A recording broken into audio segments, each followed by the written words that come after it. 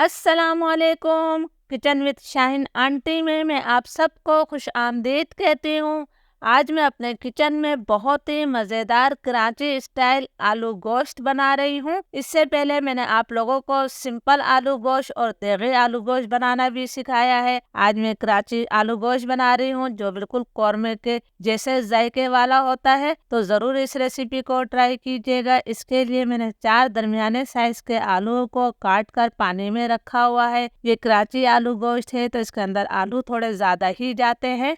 आधा किलो मैंने बछिया का गोश्त लिया है। इसे अच्छी तरह से धोने के बाद मैंने छन्नी में रख दिया था ताकि इसका तमाम पानी निकल जाए। गोश्त मैंने हड्डी के साथ लिया है। तो सबसे पहले हम गोश्त को मैरिनेट करेंगे।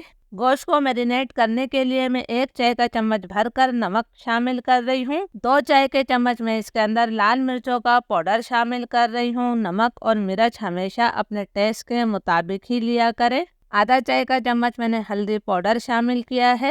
आलू गोश्त को अच्छा सा कलर देने के लिए मैंने इसके अंदर आधा चाय का चम्मच कश्मीरी लाल मिर्चों का पाउडर डाला है। इससे कलर बहुत अच्छा आएगा।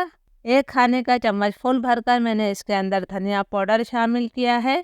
अब मैं इसके अंदर 200 ग्राम दही को अच्छी तरह से फेंटकर शामिल कर रही हूँ। दही आपका ताज़ा होना चाहिए और ज़्यादा खट्टा नहीं होना चाहिए। 2 खाने के चम्मच भरकर मैं इसके अंदर अदरक लहसुन का पेस्ट शामिल कर रही हूँ। अब तमाम मसालों को हमने अच्छी तरह से मिक्स कर देना है। 2 दरमियाने साइज की प्याज को मैंने ब्राउन करके इसका दरदरा सा पेस्ट बना लिया है, ये मैंने शामिल कर दी है। ये डालने से रह गई थी। इसे भी हम अच्छी तरह से मसालों के साथ मिक्स कर लेते हैं। तमाम मसालों को मैंने अच्छी तरह से मिक्स कर लिया है। तो अब मैं इसे आधे घंटे के लिए मैरिनेट होने के लिए फ्रिज में रख देती हूँ। पतीली में ये आधा कप तेल है जिसमें मैंने प्याज को ब्राउन करके निकाला था। अब हमने इसके अंदर जो है आलू शामिल कर देना है। आलू का तमाम पानी मैंने निकाल दिया है। फ्लेम मेरा मीडियम टू हाई है। मीडियम टू हाई फ्लेम पर मैं आलू को 3-4 मिनट तक फ्राई करूंगी ताकि इन पर अच्छा सा गोल्डन ब्राउन कलर आ जाए। इस तरह आलू गोश्त का जायका कई गुना बढ़ जाता है। आलू पर बहुत ही प्यारा गोल्डन ब्राउन कलर आ गया है। तो अब मैं तमाम आलू तेल से निकाल लेती हूँ। तमाम आलू मैंने निकाल लिए हैं। अब हम इन्हें साइड पर रख देते हैं। इसी तेल के अंदर अब मैं 2 छोटे तेज़पात के पत्ते शामिल कर रही हूँ। इसके साथ ही मैंने 5 लौंगे लिए, 1 दालचीनी का टुकड़ा, 4 सब्ज़ इलायचियाँ, 2 बड़ी इलायचियाँ, 8-10 काली मिर्चें, थोड़ी जवतरी और 1 चाय का चम्मच सफ़ेद ज़ीरा। ये कराची स्टाइल आलू गोश्त है तो इसके अंदर खड़े गरम मसाले थोड़े ज़्यादा ही जाते हैं। कराची स्टाइल आलू गोश्त बहुत ज़्यादा खुशबूदार बनता है। इन खड़े गरम मसालों को मैं 30-40 सेकंड तक फ्राई कर लेती हूँ। खड़े गरम मसाले हमारे फ्राई हो गए हैं। तो अब मैं इसके अंदर मैरिनेट किया हुआ गोश्त डाल देती हूँ।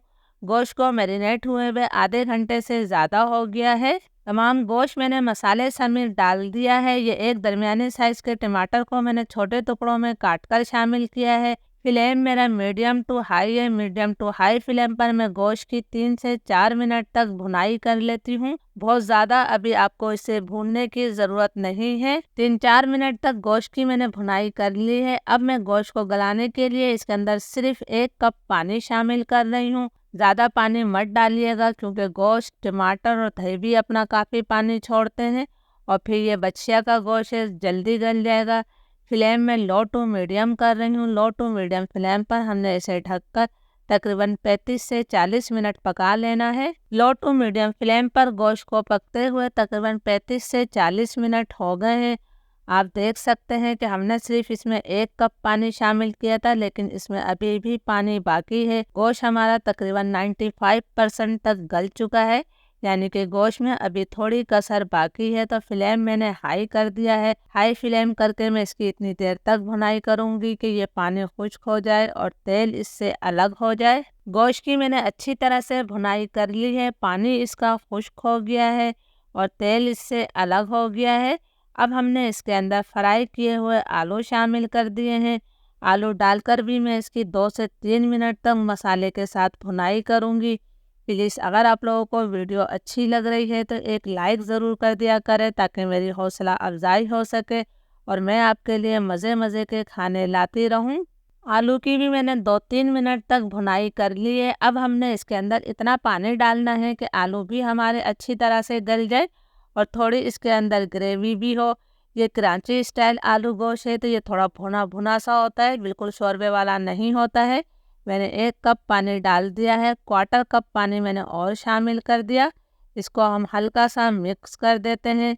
फ्लेम में लो टू मीडियम कर रही हूँ। लो टू मीडियम फ्लेम पर हम इसे 7-8 मिनट और पकाएंगे ताकि आलू हमारे अच्छी तरह से गल जाए। लो टू मीडियम फ्लेम पर आलू गोश्त को पकते हुए 7-8 मिनट और हो गए हैं।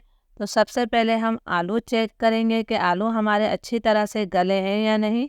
ये देखिए इसके अंदर आराम से छुरी जा रही है, इसका मतलब है आलू बहुत अच्छी तरह से गल गए हैं। अब इसके जायके को बढ़ाने के लिए मैंने इसके अंदर आधा चाय का चम्मच गरम मसाला पाउडर शामिल किया है। 3 हरी मिर्चों को मैंने 2 टुकड़ों में काट कर डाल दिया है। इसको बहुत ज़्यादा खुशबूदार बनाने के लिए मैं इसके अंदर चंद कतरे केवड़ा एहसन के शामिल कर रही हूँ। बहुत ही प्यारी खुशबू आएगी।